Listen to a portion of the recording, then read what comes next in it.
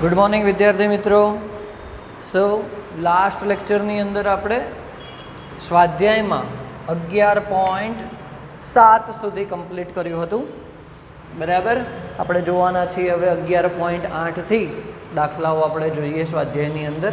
Okay, તો 11.8 example શું કહે છે કે તમને ઓર્થોનાઇટ્રોફિનોલ અને પેરાનાઇટ્રોફિનોલ એને વરાળ નિસ્યંદનથી જો અલગ કરવામાં આવે તો કોણ વધુ બાષ્પશીલ છે. બરાબર.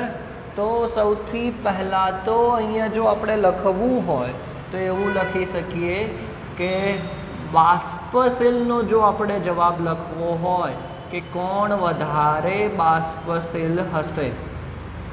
બરાબર. તો બાષ્પશીલમાં આવશે ઓર્થો નાઇટ્રો ફિનોલ. ઓર્થોનાઇટ્રોફિનોલ એ વધુ બાષ્પશીલ હશે. ઓર્થોનાઇટ્રોફિનોલ વધુ બાષ્પશીલ હશે. બરાબર, પેરાનાઇટ્રોફિનોલ કરતાં. ઓકે, હવે એનું આપણે કારણ શીખીએ કે એનું કારણ શું હોઈ શકે. કારણ છે આંતરાણવીય હાઇડ્રોજન બંધ અને આંતઃઆણવીય હાઇડ્રોજન બંધ. બરાબર. તો જો તમે અહીંયા જોઈ શકો તો આપણે એવું કહી શકીએ કે પહેલાં તો પ્રબળતા, અહીંયા આપણે એવું લખીએ કે પ્રબળતા કોની વધારે છે તો આંતરાણવીય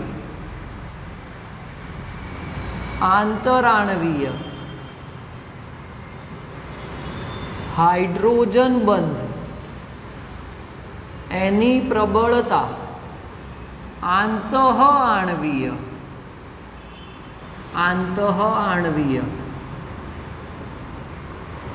હાઇડ્રોજન બંધ કરતા કેવી હોય? વધારે હોય. આંતઃઆણવીય હાઇડ્રોજન બંધની પ્રબળતા કરતાં આંતરાણવીય હાઇડ્રોજન બંધની પ્રબળતા વધારે હોય. તો શું જોવા મળે છે કે ઓર્થોનાઇટ્રોફિનોલમાં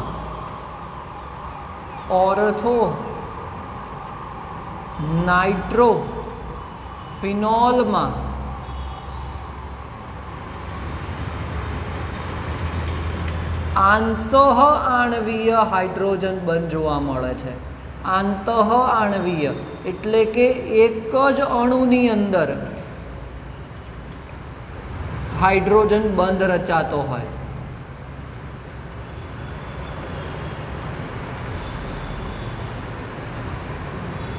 બરાબર. જ્યારે પેરાનાઇટ્રોમાં કે પેરાનાઇટ્રોફિનોલમાં આંતરાણવીય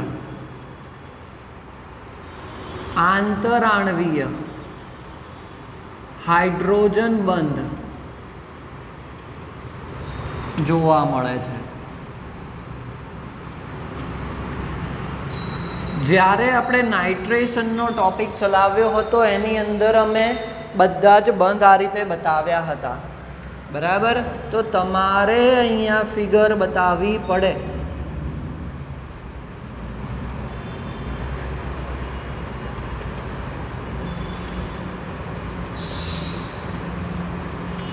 બરાબર.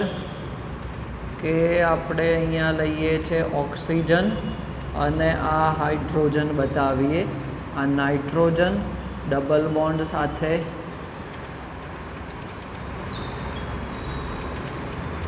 ઓક્સિજન અને આ ઓક્સિજન ઉપર ઋણ વીજભાર.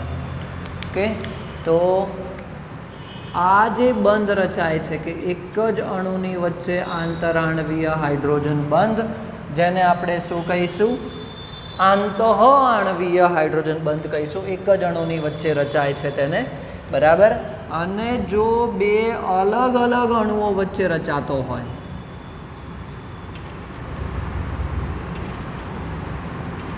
કે એક અણુનો હાઇડ્રોજન અને બીજા અણુનો ઓક્સિજન બરાબર, અને હું આ રીતે બતાવું છું OH, એની પેરા સ્થાન ઉપર લખું છું NO2. ઓકે, એ જ રીતે ચલો અહીંયા બીજો અણુ બતાવી દઈએ.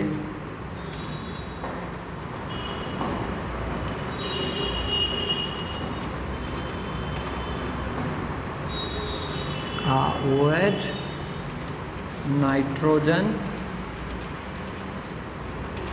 ઓક્સિજન. ઓકે, તો જો બે અલગ અલગ ઉપર રચાતો હોય તો પછી એને આપણે કહીશું આંતર આણવીય હાઇડ્રોજન બંધ. અને આ શું છે? આંતઃ આણવીય હાઇડ્રોજન બંધ. હવે પ્રબળતા આંતર આણવીય હાઇડ્રોજન બંધની વધારે છે. ઓકે, તો તમારે આના પછી એક લાઈન લખવાની રહે કે આંતર આણવીય હાઇડ્રોજન બંધની પ્રબળતા વધારે હોવાથી પેરાનાઇટ્રોફિનોલ એ ઓછો બાષ્પશીલ છે. બરાબર, અને આંતઃ આણવીય હાઇડ્રોજન બંધની પ્રબળતા ઓછી હોવાથી ઓર્થોનાઇટ્રોફિનોલ તે વધુ બાષ્પશીલ છે. બરાબર, તો અહીંયા લખેલું જ છે કે વધુ બાષ્પશીલ કોણ હશે? તો ઓર્થોનાઇટ્રોફિનોલ. એનો જવાબ તમને મળી ગયો.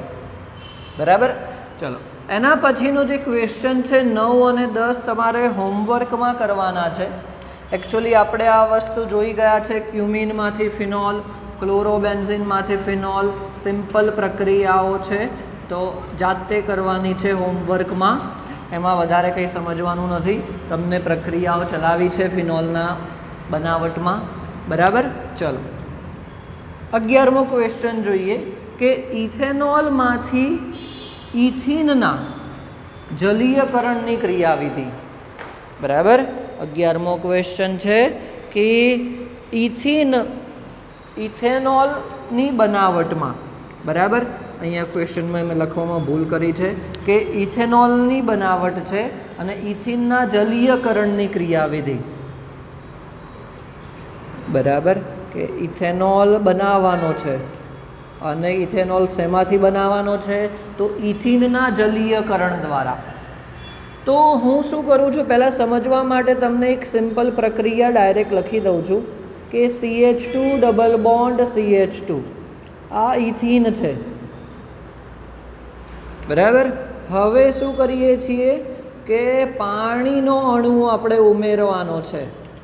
અને કોની હાજરીમાં ઉમેરવાનો છે? તો એસિડની હાજરીમાં. ઉદ્દીપક H+ લખીએ છીએ.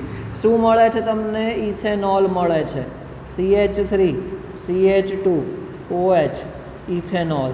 આની તમારે ક્રિયાવિધિ લખવાની છે. આપણે એ જ વખતે ક્રિયાવિધિ ચલાવેલી છે, તો પણ એનું એક વખત ફરીથી રિવિઝન કરી નાખીએ, કેમ કે ઇમ્પોર્ટન્ટ છે સમજવી. બરાબર,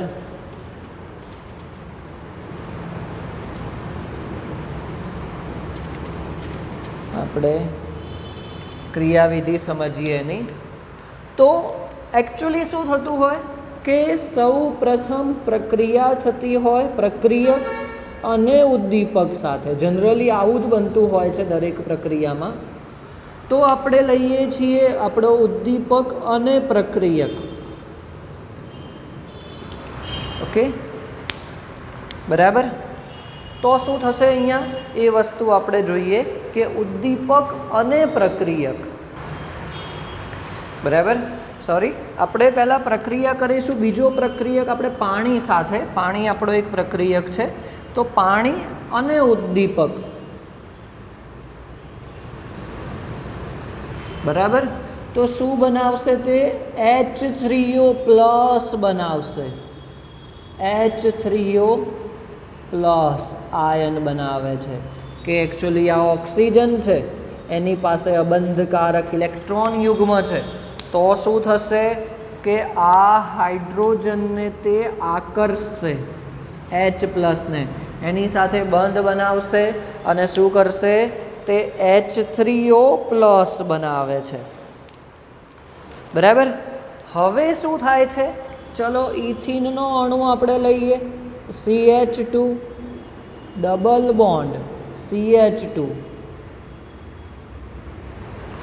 H3O+, એને હું બંધ સાથે અલગથી બતાવું છું કે ઓક્સિજન, હાઇડ્રોજન, આ બીજો હાઇડ્રોજન અને આ ત્રીજો હાઇડ્રોજન. ઓક્સિજન ઉપર કયો વીજભાર છે? ધન વીજભાર છે. તો શું થાય છે કે H3O પ્લસ એ ખૂબ જ પ્રતિક્રિયાત્મક છે, પ્રક્રિયક, એ સક્રિય છે. તો આ બંધ કોઈ પણ એક પાઈ બંધ બંને કાર્બન વચ્ચેનો તૂટે છે. બરાબર. તો હવે શું થાય છે? ધારો કે આપણે એવું માની લઈએ કે આ જે કાર્બન છે એ શું કરે છે? કોઈ પણ એક હાઇડ્રોજનને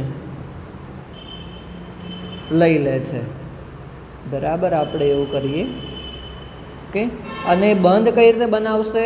આના બંને ઇલેક્ટ્રોન લઈ લેશે, બંધ તૂટશે ત્યારે એ વિષમ વિભાજન થઈને. ઓકે. તો આ જે કાર્બન છે જ્યાંથી બંધ તૂટેલો છે ને જેની પાસે હાઇડ્રોજન નથી આવતો, એના ઉપર શું આવશે? ધન વીજભાર આવશે. બરાબર. શું આવશે? ધન વીજભાર. ઓકે. તો શું થશે? CH3 CH2 અને આ કાર્બન ઉપર શું આવશે? ધન વીજભાર આવશે. બરાબર. શું બનશે? કાર્બો કેટાયન બનશે. શું બનશે? કાર્બો કેટાયન બનશે. ઓકે. અને બીજું શું છૂટવું પડશે એની સાથે? H2O તો છે જ. H3O પ્લસમાંથી જે H પ્લસ હતો એકચ્યુઅલી એ જતો રહ્યો અહીંયા કાર્બન જોડે, અને બંને ઇલેક્ટ્રોન આ કાર્બને લઈ લીધા હતા, તો એની સાથે બંધ બનાવીને CH3 કરી નાખ્યું. આ કાર્બન ઉપર કયો વીજભાર આવશે? બીજા નંબરના કાર્બન ઉપર ધન વીજભાર બતાવ્યો. અને શું વધશે? H2O વધશે. ઓક્સિજન પાસે અબંધકારક ઇલેક્ટ્રોન યુગ્મ તો છે જ. તો શું થશે કે આ ધન વીજભાર અને ઓક્સિજન એ ફરીથી જોડાશે એકબીજા સાથે, કારણ કે ધન વીજભાર જોડે એનું આકર્ષણ બળ હશે. તો શું મળશે? CH3 CH2 અને OH2 બનશે. ઓક્સિજને ફરીથી એનો એક બંધ વધારી દીધો, તો એના ઉપર કયો વીજભાર આવશે? ધન વીજભાર આવશે. ચલો આને પણ આપણે બંધ સાથે અલગથી બતાવીએ. તો હાઇડ્રોજન અને હાઇડ્રોજન આ રીતે હશે. ઓકે. હવે ઓક્સિજન ઉપર ધન વીજભાર આવ્યો, એને પણ સ્થાયી બનવું હશે. બરાબર. ધન વીજભારને દૂર કરવો હશે. તો એ શું કરશે કે કોઈ પણ એક હાઇડ્રોજનને એ છૂટો કરી દે છે, અને બંધ જે બનાવેલો હતો હાઇડ્રોજન પાસેનો એના બંને ઇલેક્ટ્રોન ઓક્સિજન લઈ લે છે. તો એક ઇલેક્ટ્રોન તો એનો પોતાનો હતો જ, બીજો એક એક્સ્ટ્રા લીધો, એના કારણે એનો ધન વીજભાર શું થશે? જતો રહેશે. અને તમને શું મળશે? આલ્કોહોલ મળશે. CH3 CH2OH ઇથેનોલ મળશે. અને બીજું શું છૂટવું પડશે? H પ્લસ છૂટો પડશે, જે આપણો ઉદ્દીપક હતો, જે આપણને પાછો મળ્યો. બરાબર. તો આ રીતની આખી એની ક્રિયાવિધિ થશે. ઓકે. ચલો, એકદમ સિમ્પલ હતું, સમજ તમને પડી જવી જોઈએ. ઓકે. ચલો નેક્સ્ટ ક્વેશ્ચન જોઈએ, જે છે ફિનોલની એક બનાવટ તમને આપીશ. તમને એવું કીધું છે કે બેન્ઝીનની H2SO4 સાંદ્ર H2SO4 અને NaOH સાથેની પ્રક્રિયાથી ફિનોલ બનાવો. ઓકે. તો એકચ્યુઅલી આપણે બેન્ઝીન સલ્ફોનિક એસિડમાંથી જ છે. બેન્ઝીનનું સાંદ્ર H2SO4 સાથે કરીશું એટલે બેન્ઝીન સલ્ફોનિક એસિડ મળશે, એની NaOH અને પછી H પ્લસ સાથે પ્રક્રિયા કરીશું તો તમને ફિનોલ મળી જશે. બરાબર. ચલો, તો આ પ્રક્રિયા તમારી જાતે લખવાની છે. 11.12 છે એ તમારે હોમવર્કમાં કરવાનો છે. આપણે 11.13 જોઈએ. ક્વેશ્ચન ખૂબ જ ઇન્ટરેસ્ટિંગ છે. 11.13 ક્વેશ્ચનમાં શું કહે છે કે તમારે 3 પ્રકારના તમને ક્વેશ્ચન આપેલા છે, એમાં તમારે બનાવટ કરવાની છે. કોની? તો સૌથી પહેલાં કીધું છે કે યોગ્ય આલ્કીનમાંથી 1 ફિનાઇલ ઇથેનોલ બનાવવાનું છે. બરાબર. તો શું કીધું છે કે અહીંયા તમારે આલ્કીન આપેલો છે, તમને કોઈ પણ એ કયો આપેલો છે એ નથી ખબર, એ તમારે શોધવાનો છે. આલ્કીનમાંથી શું બનાવવાનું છે? 1 ફિનાઇલ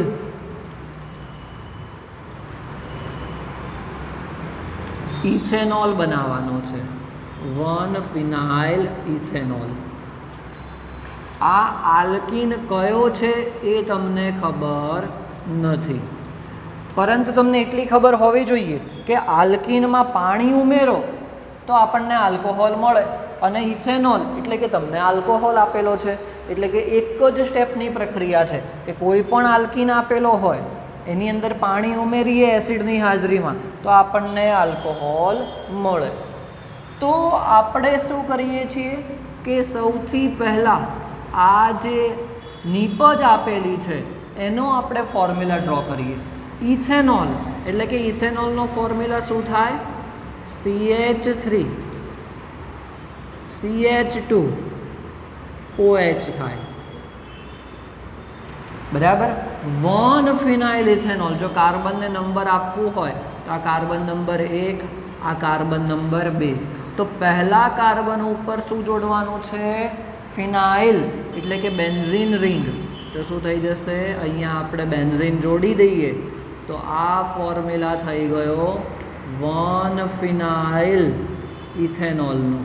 ઓકે, તમને પહેલાં પણ શીખવાડેલું છે કે નામ ઉપરથી તમને ફોર્મ્યુલા બનાવતા આવડતા હોવા જોઈએ. ઓકે, તો એકદમ સિમ્પલ વેમાં આપણે શીખ્યા કે આ રીતે એનો ફોર્મ્યુલા બનશે. તમારે આલ્કીન શોધવાનો છે, બરાબર. આમાંથી કે કયો આલ્કીન લઈશું તો તમને આ નિપજ મળશે. તો એકદમ સિમ્પલ વે શીખવાડું. આપણને ખબર છે કે આલ્કીનમાં પાણી ઉમેરીશું તો આલ્કોહોલ મળશે, અને એની ઉલટી પ્રક્રિયા પણ આપણે ભણ્યા છીએ કે પાણી દૂર કરીશું આલ્કોહોલમાંથી તો આપણને આલ્કીન મળશે. તો બંને પ્રતિવર્તી પ્રક્રિયા છે.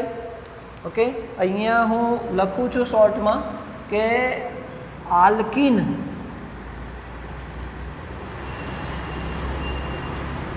એમાં આપણે પાણી ઉમેરીશું તો શું મળે છે? આલ્કોહોલ મળે છે.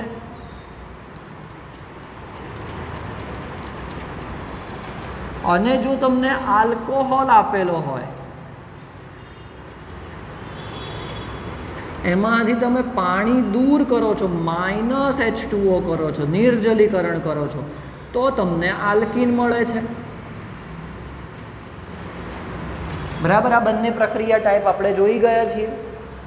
તો એનો મતલબ એ થયો કે જો તમારે આલ્કીન શોધવો હોય તો આલ્કોહોલનું નિર્જલીકરણ કરશો તો તમને એ આલ્કીન મળી જશે, કેમ કે બંને પ્રક્રિયા તો સેમ જ છે, બરાબર. પ્રતિવર્તી છે. જે આલ્કીન લીધો છે એની અંદર પાણી ઉમેરીશું તો આપણને આલ્કોહોલ મળશે. હવે એ જ આલ્કોહોલમાંથી પાણી દૂર કરીશું તો આપણને એ જ આલ્કીન મળશે.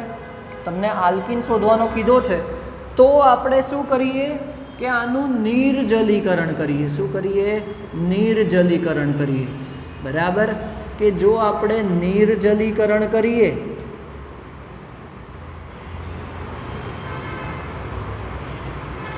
-H2O કરીએ,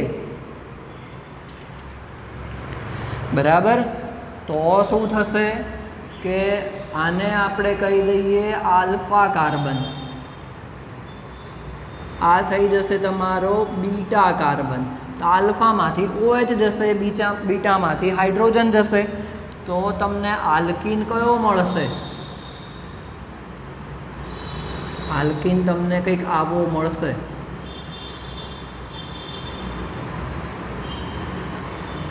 CH ડબલ બોન્ડ, CH2 જ્યાંથી દૂર થયા ત્યાં ડબલ બોન્ડ આવી જશે, તો આ તમને આલ્કીન મળ્યો આલ્કોહોલમાંથી, બરાબર. તો હવે આ જ આલ્કીનમાં ફરીથી પાણી ઉમેરીશું તો આપણને આ નિપજ મળી જશે 1 ફિનાઇલ ઇથેનોલ. તમારે વસ્તુ સમજવાની છે કે આન્સર આપણે કઈ રીતે શોધ્યો. આલ્કીનમાંથી પાણી ઉમેરતા આલ્કોહોલ મળે છે, આલ્કોહોલમાંથી પાણી દૂર કરતાં આલ્કીન મળે છે. તો આપણને નિપજ આપેલી છે આલ્કોહોલ, પણ એ કઈ આલ્કીનમાંથી બનશે એ આપણે શોધવાનું છે. તો આપણે એનું નિર્જલીકરણ કરી દીધું તો આપણને જે આલ્કીન મળ્યો આ જ નિપજમાંથી આપણે ફરીથી આ આલ્કોહોલ બનાવી શકીએ છીએ પાણી ઉમેરીને, બરાબર. કે આન્સર લખીએ હવે આપણે. શું થઈ જશે કે અહીંયા જે આપણને આલ્કીન મળ્યો નિર્જલીકરણ દ્વારા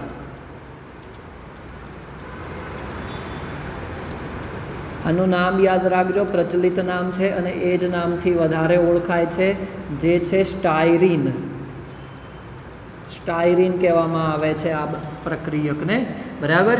એની અંદર આપણે પાણી ઉમેરીશું.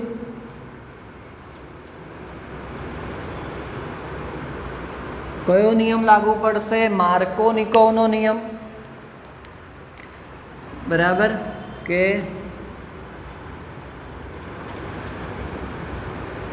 માર્કોનિકોવના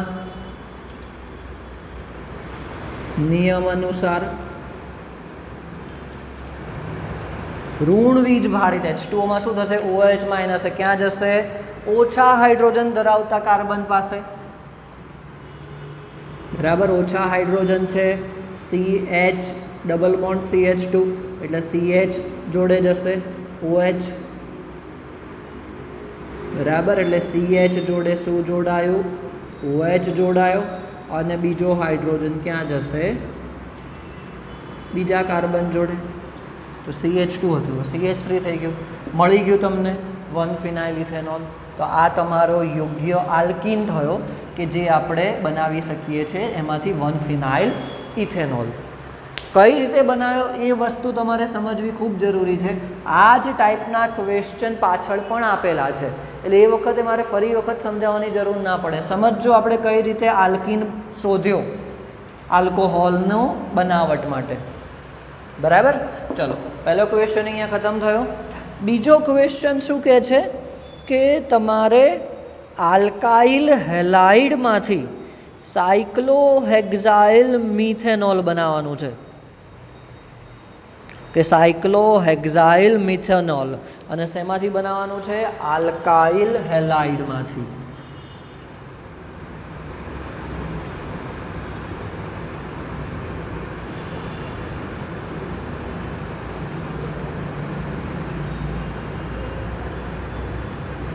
આલ્કાઇલ હેલાઇડ છે અને એમાંથી બનાવવાનું છે સાયક્લોહેક્ઝાઇલ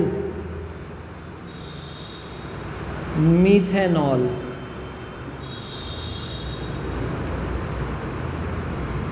સાયક્લોહેક્ઝાઇલ મિથેનોલ. હવે કયો આલ્કાઇલ હેલાઇડ છે એ તમારે શોધવાનો છે. તો એના માટે તમારી આ પ્રક્રિયા યાદ કરો. ક્લોરોબેન્ઝિનમાંથી ફિનોલ, કે ક્લોરોબેન્ઝિન એટલે કે એરાઇલ હેલાઇડ હતું, એમાંથી ફિનોલ આપણે કોની સાથેની પ્રક્રિયાથી કરતા હતા? NaOH સાથેની પ્રક્રિયાથી.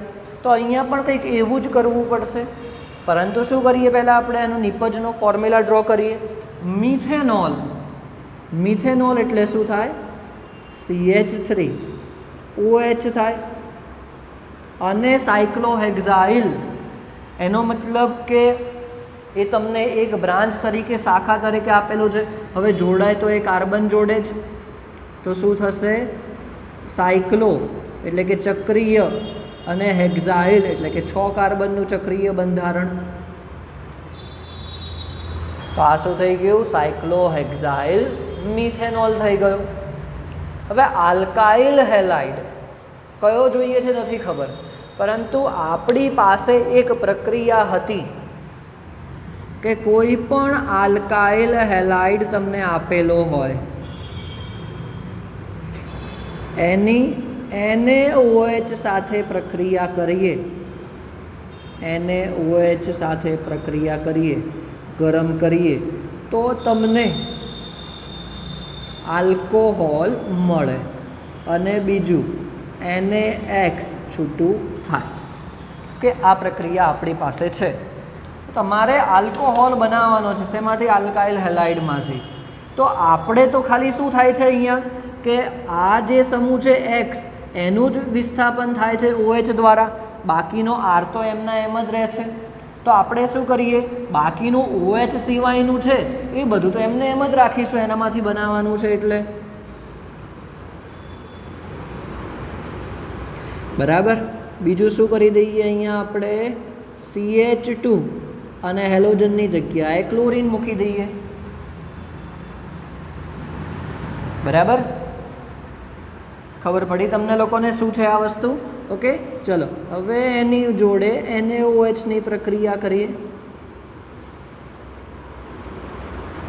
ગરમ કરીશું, એને આપણે હીટ કરીશું તો શું થશે કે આ ક્લોરીન એનું વિસ્થાપન કોની જોડે જશે? OH જોડે જશે, બરાબર. આ બંનેનું શું થઈ જશે? વિસ્થાપન થઈ જશે. ઓકે, તો શું મળશે તમને?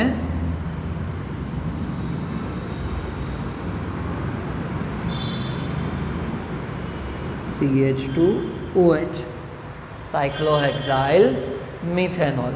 ચલો આનું નામ શું લખીશું? 1-ક્લોરો,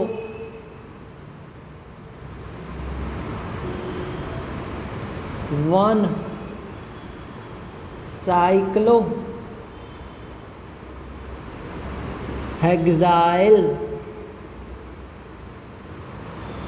મિથેન,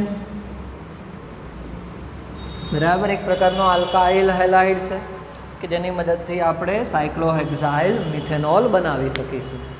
ઓકે, પ્રક્રિયા તમારે સમજવાની છે અને એના આધારે તમને જુઓ નિપજ શું આપ્યું છે તો આપણે બેક જઈએ છીએ પાછા, તો પ્રક્રિયકને યાદ કરતા અને એને સમજતા શીખો, કે વિચારતા શીખો કે કયો પ્રકારનો પ્રક્રિયક લઈશું તો તમને આ નિપજ મળશે.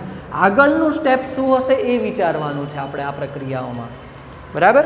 ચલો એના પછીની ત્રીજી પ્રક્રિયા આપણે જોઈએ કે શું કીધી છે તમને?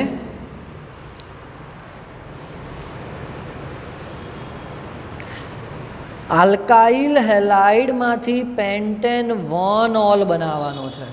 શું બનાવવાનું છે? કે આલ્કાઇલ હેલાઇડ, અહીંયા પણ સેમ વસ્તુ આપેલી છે, આલ્કાઇલ હેલાઇડ, અને એમાંથી પેન્ટેન 1-ઓલ બનાવવાનું છે. આલ્કાઇલ હેલાઇડમાંથી પેન્ટેન 1-ઓલ બનાવવાનું છે. તો ઉપરની જ પ્રક્રિયા થઈ, એકદમ સિમ્પલ છે. પેન્ટેન 1-ઓલ બનાવવાનું છે તો આપણે શું લઈશું? 5 કાર્બન તો મૂકી જ દઈશું સળંગ શૃંખલામાં પેન્ટેન માટે, અને હેલાઇડ તરીકે Cl લઈ લઈએ, ક્લોરોપેન્ટેન, બરાબર. શું લઈએ? ક્લોરોપેન્ટેન. અને ક્લોરોપેન્ટેનની પ્રક્રિયા NaOH સાથે કરીશું, ગરમ કરતાં શું મળશે? Pentane 1-ઓલ, CH3 CH2 CH2 CH2 CH2OH, બરાબર. પેન્ટેન 1-ઓલ. બીજું શું છૂટું પડશે? NaCl છૂટું પડશે, અહીંયા પણ NaCl છૂટું પડશે. ઓકે, સિમ્પલ પ્રક્રિયા છે એકદમ, બરાબર. તો આ થઈ ગઈ પ્રક્રિયા કે જેની અંદર આપણે નિપજમાંથી પ્રક્રિયક શોધતા હતા. ઓકે, ચલો એના પછીનો ક્વેશ્ચન આપણે જોઈએ છીએ, જે છે ફિનોલનો એસિડિક સ્વભાવ, અને એને પાછો કમ્પેર કરવાનો છે આપણે કોની સાથે? ઇથેનોલ સાથે. ફિનોલનો એસિડિક સ્વભાવ. હવે ફિનોલનો એસિડિક સ્વભાવ, કોઈ પણનો એસિડિક સ્વભાવ આપણે જો સમજાવવો હોય તો આપણે કઈ રીતે સમજાવી શકીએ? એની પ્રક્રિયા દ્વારા. તો કોની સાથે? તો ધાતુ સાથેની પ્રક્રિયા, અથવા તો પછી બીજું બેઝ સાથેની પ્રક્રિયા. જો સોડિયમ ધાતુ સાથે જો પ્રક્રિયા કરીએ, બરાબર, આપણે 2 મોલ લઈએ છીએ, 2 મોલ સોડિયમ લઈએ છીએ. આ પ્રક્રિયા આપણે જોઈ ગયા છીએ, યાદ કરો. શું મળશે? સોડિયમ ફિનોક્સાઇડ મળશે, અને બીજું શું ઉત્પન્ન થશે? હાઇડ્રોજન વાયુ ઉત્પન્ન થશે, જે શું બતાવશે? એસિડિક સ્વભાવ બતાવશે. નહીંતર હાઇડ્રોજન ઉત્પન્ન ના થાય જો એસિડ ના હોય તો. એ જ રીતે જો બીજી પ્રક્રિયા કરીએ ફિનોલની, ચલો આની સાથે જ હું બતાવી દઉં છું કે જો એ જ રીતે ફિનોલની NaOH સાથે બેઝ સાથે પ્રક્રિયા કરીએ તો ક્ષાર અને પાણી મળે છે. તો સોડિયમ ફિનોક્સાઇડ એ ફિનોલનો સોડિયમ ક્ષાર છે. તો ક્ષાર અને પાણી ત્યારે જ મળે કે જ્યારે એસિડ બેઝ હોય. આપણને ખબર છે NaOH બેઝ છે, તો પછી ફિનોલ શું હોવો જોઈએ? એસિડ હોવો જોઈએ. બરાબર. તો આ બંને પ્રક્રિયા શું કરે છે? ફિનોલનો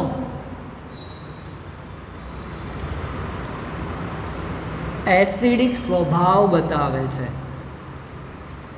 ફિનોલનો એસિડિક સ્વભાવ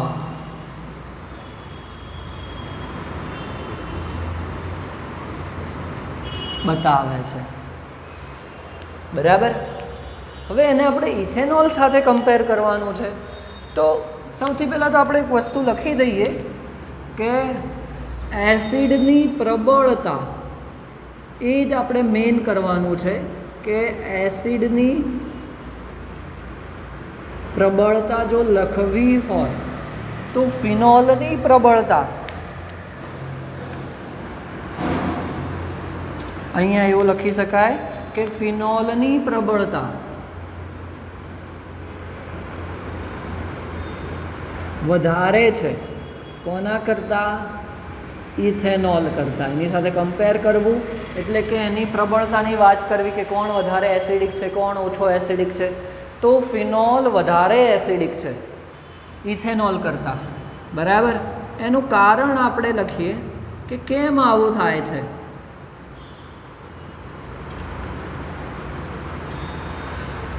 ઓકે. તો આપણે બીજી તો વસ્તુ એક એ લખી શકીએ કે જેમ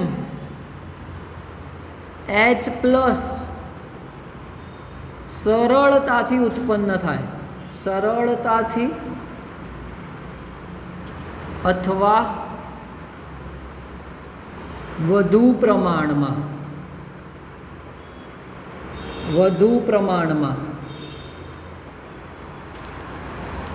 ઉત્પન્ન થાય. બરાબર. તેમ એસિડ વધુ પ્રબળ છે તેવું કહી શકીએ. એસિડ વધારે પ્રબળ હોય એવું આપણે કહી શકીએ. બરાબર. તો હવે ફિનોલ અને ઇથેનોલની વાત કરીએ તો એવું કહી શકીએ આપણે કે ફિનોલમાં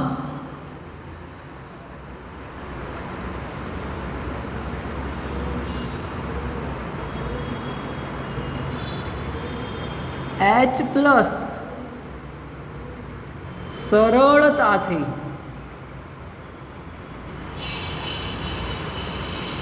અને વધુ પ્રમાણમાં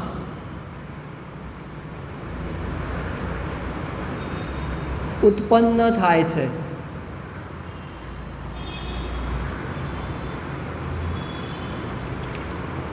બરાબર. વધુ પ્રમાણમાં ઉત્પન્ન થાય છે કારણ કે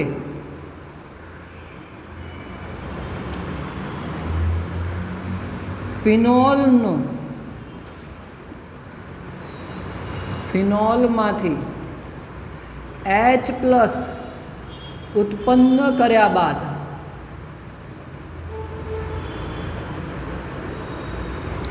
મળતો ફિનોક્સાઇડ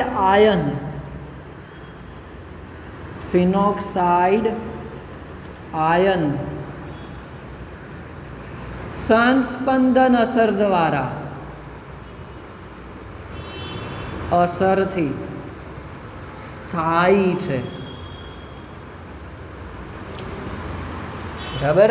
કે H+ તો ઉત્પન્ન કરી દીધો, પણ એ H+ ઉત્પન્ન કર્યા બાદ એ સ્થાયી હોય તો એ પ્રમાણમાં રહી શકીએ. બરાબર. તમે યાદ કરો કાર્બોકેટાયનની સ્થાયીયતા, તો એમાં તૃતીયક સૌથી વધારે સ્થાયી હતો. કેમ? કારણ કે 3 ઇલેક્ટ્રોન દાતા સમૂહ જોડાયેલા હતા કે એને ઇલેક્ટ્રોન સરળતાથી મળી શકતો હતો. એવું જ અહીંયા થાય છે કે ફિનોક્સાઇડ આયન છે, બરાબર, ફિનોક્સાઇડ આયન, તો ફિનોક્સાઇડ આયન એ વધુ સ્થાયી બને છે કે જ્યારે પણ ફિનોલને પાણીમાં નાખવામાં આવે, ધારો કે OH પ્લસ H2O કરીએ, બરાબર, તો શું થાય છે? ફિનોક્સાઇડ આયન બનશે. ઓક્સિજન ઉપર ઋણ વીજભાર આવશે, પ્લસ H3O પ્લસ બનશે કે જે આપણને ફિનોલનો એસિડિક સ્વભાવ બતાવશે. પણ આ શું થયું? આનું નામ થઈ જશે ફિનોક્સાઇડ આયન.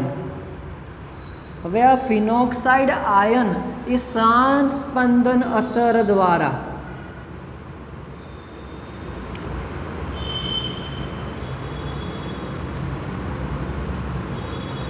બરાબર એની પાસે ઋણ વીજભાર છે, એટલે કે શું થશે?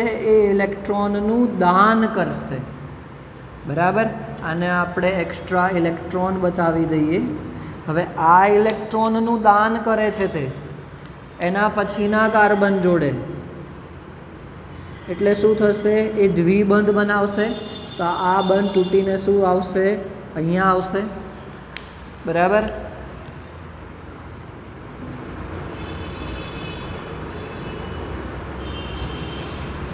તો ઓક્સિજન એ દ્વિબંધ બનાવી દે છે,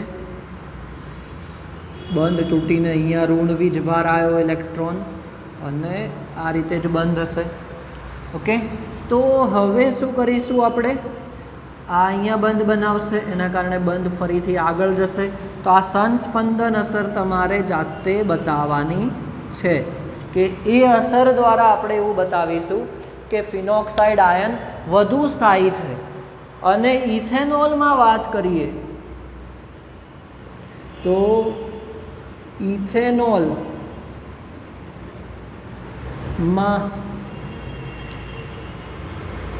સંસ્પંદન અસર જોવા મળતી નથી, જોવા મળતી નથી. આમ ઇથોક્સાઇડ આયન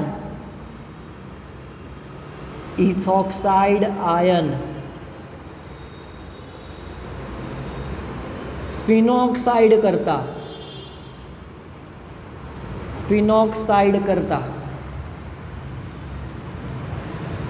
અસ્થાયી બને છે.